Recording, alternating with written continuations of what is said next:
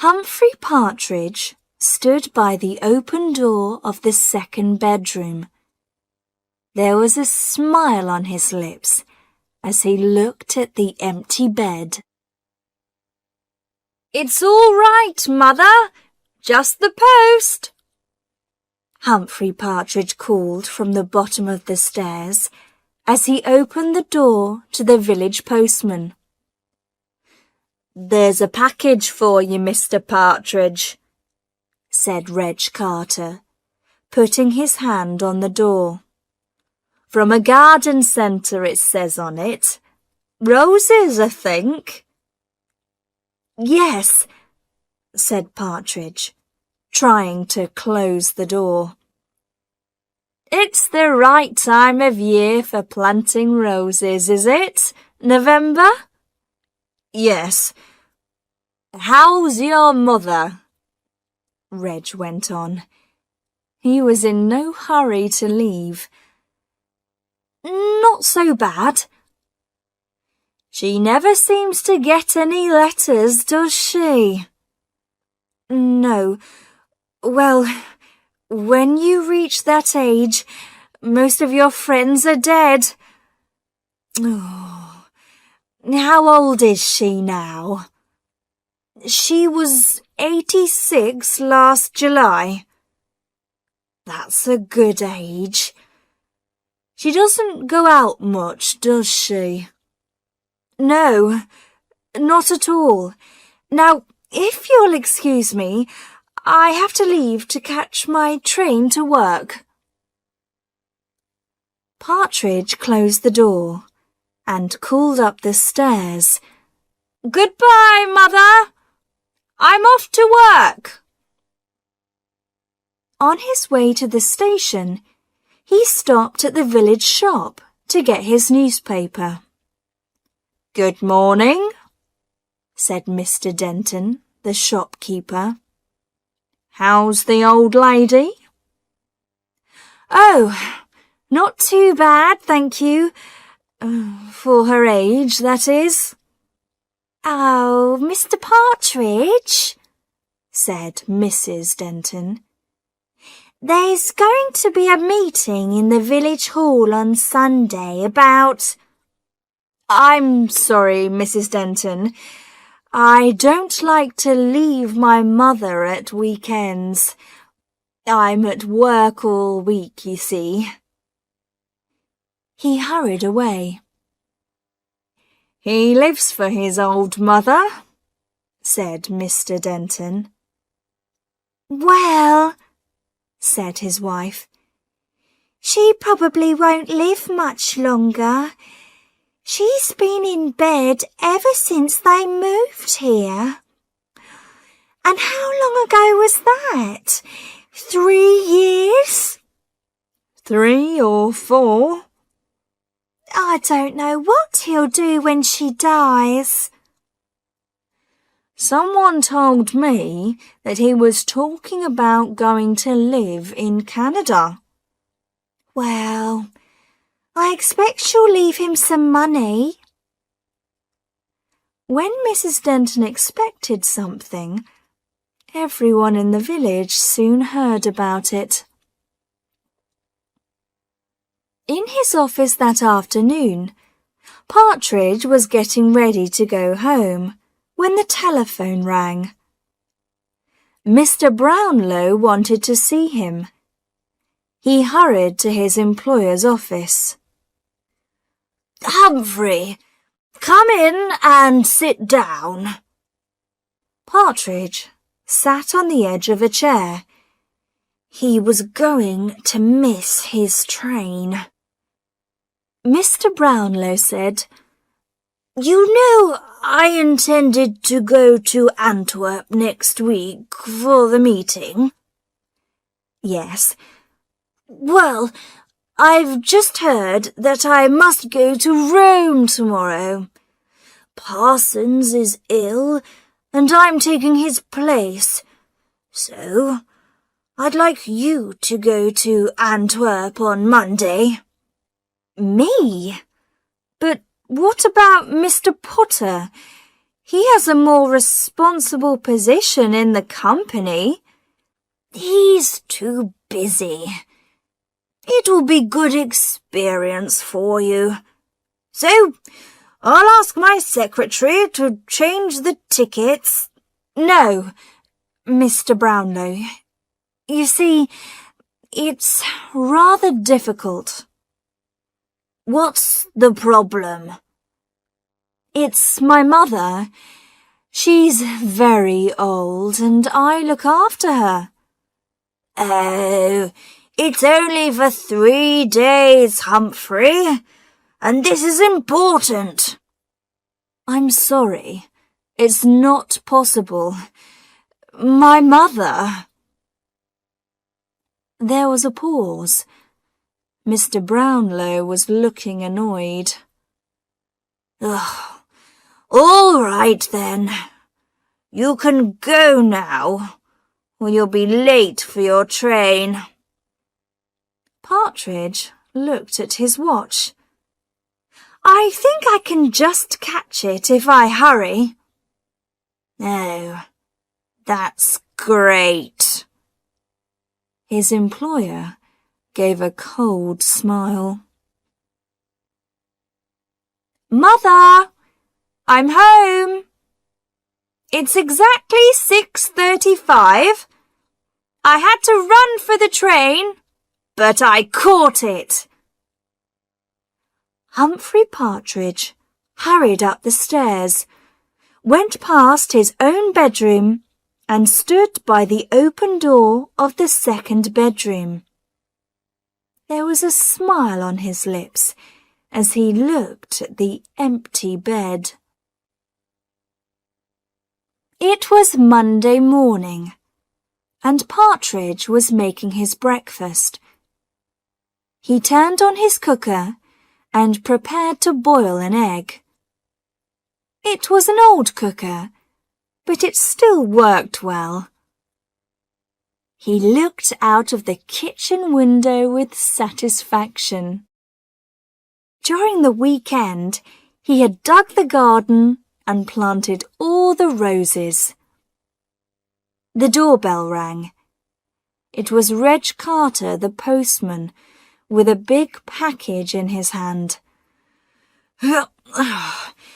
Sorry, I couldn't get this through the letterbox. Partridge could see that it contained more information about Canada. He would enjoy reading that on the train. Oh, and there's this letter too, but nothing for the old lady. Is she all right today? Fine, thank you. Partridge managed to shut the door behind the postman. He opened the letter. When he saw what was in it, he sat down at the bottom of the stairs, feeling weak with shock. He had won a large sum of money in a competition.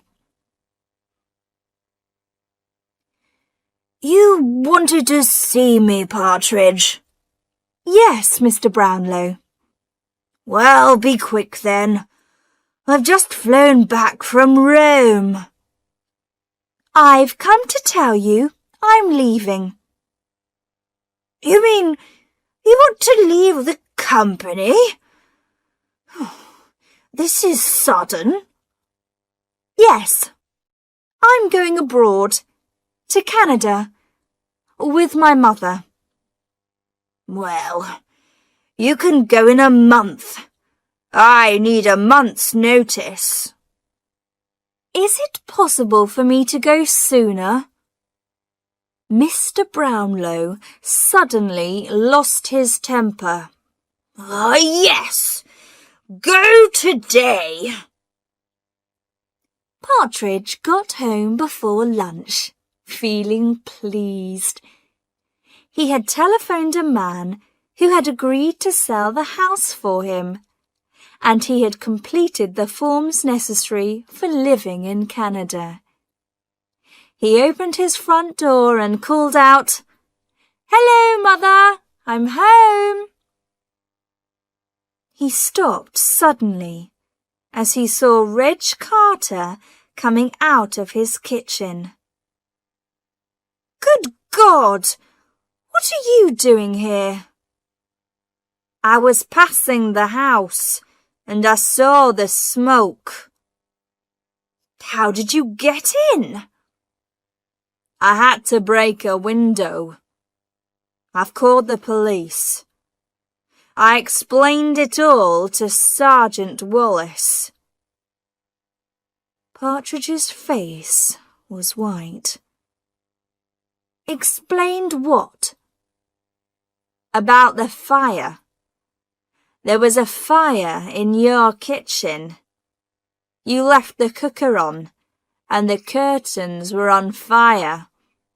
I was thinking of your mother upstairs, not able to move, so I put the fire out." "Oh, thank you. That was very good of you." "Then I wanted to see if she was all right. I went upstairs. All the doors were closed. I opened one, your room, I think. Then I opened another. There was a bed there, but there was no one in it." "No." "There was no one anywhere. The house was empty." "Yes." The postman stood there, looking at him. "I thought that was rather strange, Mr. Partridge. You told us your mother lived here." "She does.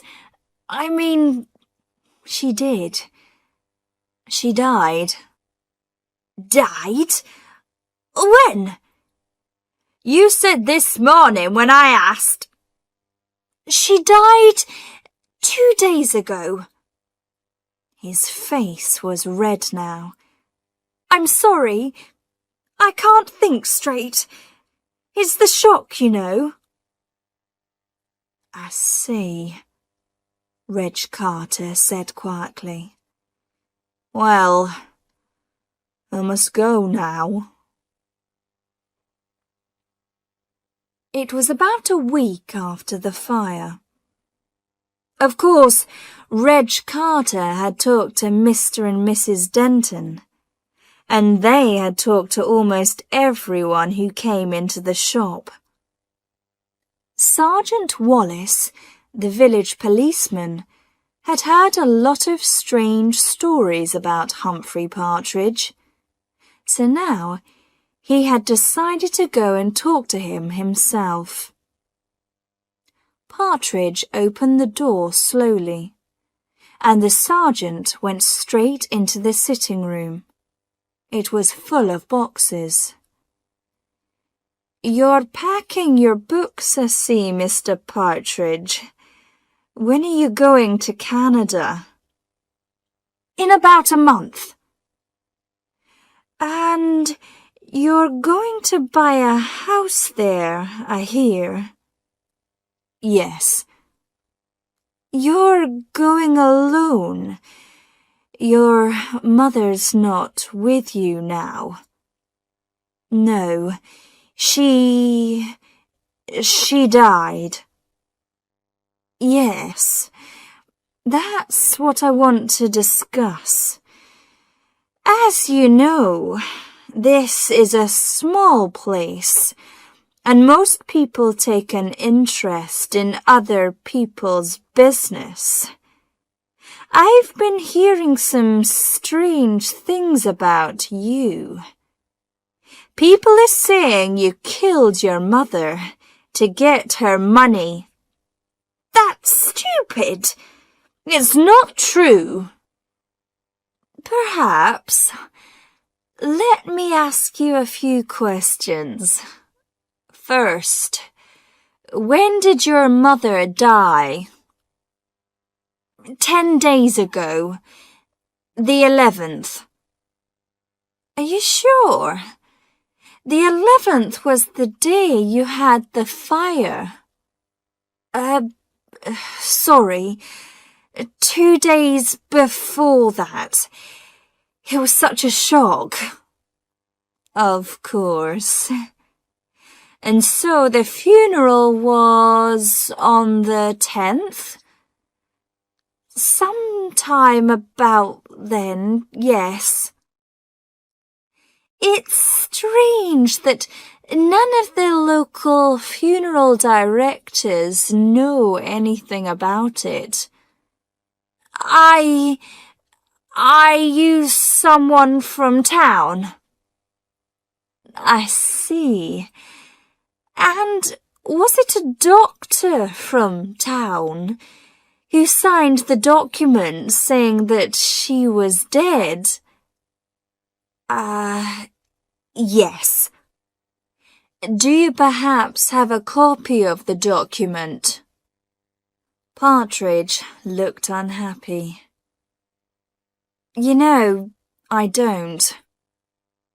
I'm afraid, the sergeant said, that suggests there may be something unusual about your mother's death. Now, if a crime has taken place... No crime has taken place, Partridge cried. I haven't got a mother. I never saw my mother. She left me when I was 6 months old, and I grew up in a children's home. Then who was living upstairs? Nobody. I live alone. I always have lived alone. I hate people. People are always asking you questions. They want to come into your house, take you out for drinks. I can't stand it. I just want to be alone. Sergeant Wallace tried to stop him, but now Partridge couldn't stop. But people don't allow you to be alone. You have to have a reason. So, I invented my mother. I couldn't do things. I couldn't see people because I had to get back to my mother. I even began to believe in her and talk to her.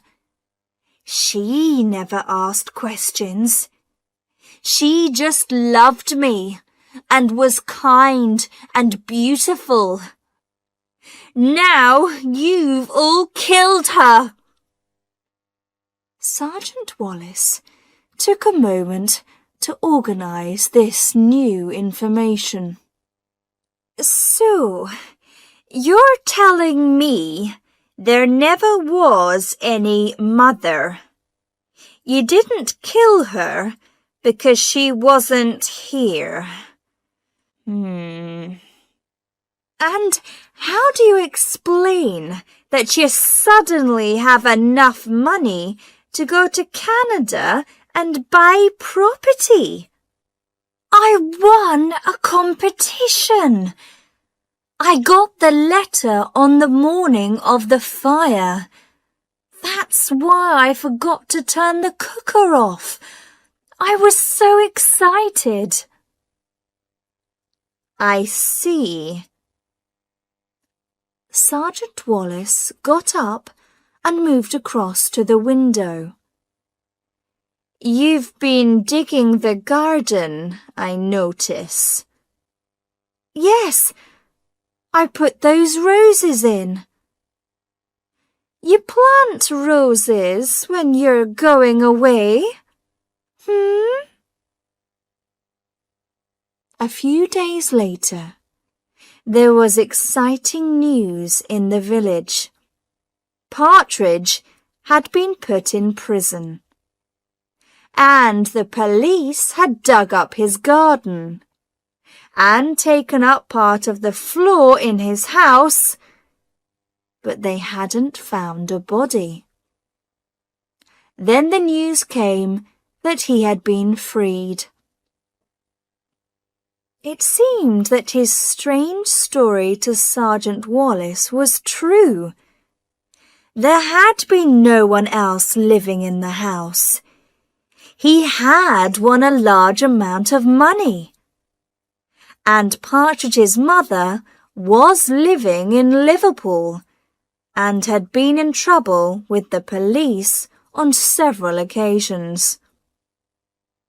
Partridge came back to his house and continued preparing for his move to Canada. 2 days before he was going to leave, in the early evening, someone rang his doorbell. It was December, dark and cold.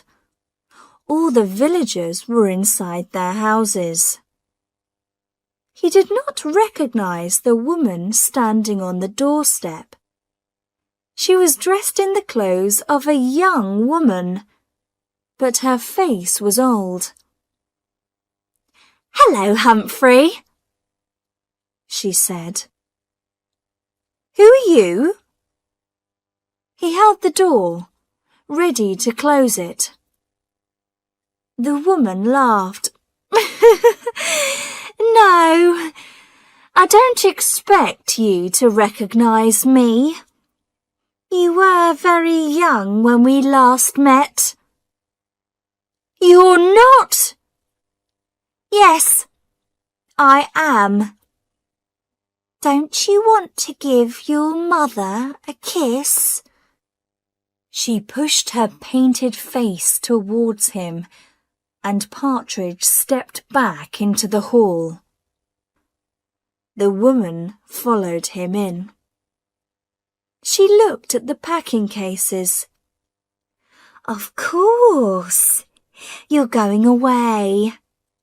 Canada, is it? I read about it in the paper. I read about the money too." "What do you want?" said Partridge.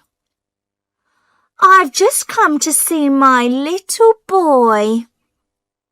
I was thinking perhaps you should help your poor old mother now. You never did anything for me. You left me." "That was a long time ago. Now I want you to look after me in my old age. Why don't you take your old mother to Canada with you?" "But you aren't my mother," he spoke quietly. "Oh, yes, I am, Humphrey. My mother is beautiful and kind. She is nothing like you. You are not my mother." His hands were on her shoulders, shaking her. "I'm your mother, Humphrey."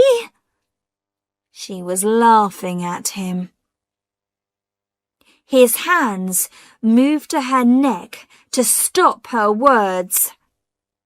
They became tighter and tighter as he shook her. He opened his hands, and the woman's body fell to the floor. Her mouth opened, and her false teeth dropped out. Next morning, Humphrey Partridge went to the police station to see Sergeant Wallace. "Good morning, Mr. Partridge. What can I do for you?" "Sergeant, about my mother. I just wanted to tell you that I did kill her." "Oh, yes. And then you buried her in the garden?" "Yes, I did. Fine. I'm telling you, I murdered someone, Partridge said. Listen, Mr. Partridge, said the sergeant. I'm very sorry about what happened, and you can have a little joke if you like, but now I have other things to do, so... You mean I can just go? Do, please. To Canada? Anywhere you like. All right then. I'll go. He left the police station. Outside, Humphrey Partridge took a deep breath of air and smiled. Right, Mother. We're going to Canada, he said.